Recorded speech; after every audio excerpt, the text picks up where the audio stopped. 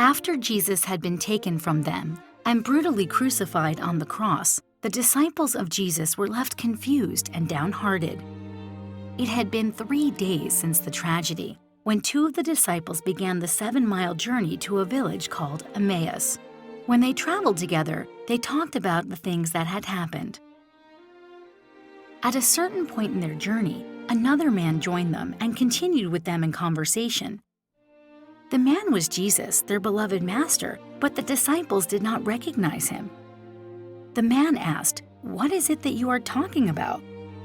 The disciples were surprised that he was not aware of the recent events that had shaken the city. With a sorrowful look, Cleopas, one of the 2 disciples, answered the stranger, "Are you the only visitor to Jerusalem who does not know the things that have happened over the past days?" Jesus pretended not to know, saying, "What things?" "The things concerning Jesus of Nazareth, a great and mighty prophet," they replied. "Our own chief priests and rulers delivered him up to be condemned to death, and they crucified him. We had hoped that he was the one to save all of Israel, but here we are 3 days later, left alone and confused." And to add to the confusion, some of the women in our group came back from the tomb and declared to us that the body was gone, that they had seen a vision of angels who told them he was alive. Jesus responded to their words, "How foolish you are, and how slow to believe all that has been recorded in Scripture. Did the prophet say that the Messiah would have to suffer these things first?" Then he opened up the Scriptures and began to show them everything concerning himself. The disciples were completely amazed at the man's words, so that when they arrived at their destination, they strongly urged him to stay and join them for supper.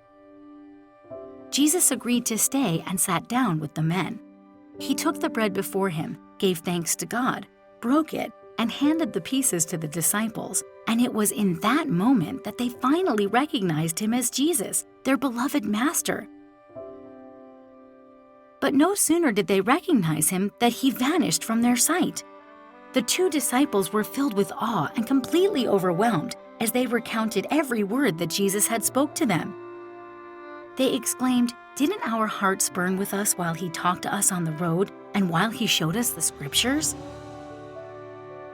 Their eyes had been opened and their troubled hearts set free.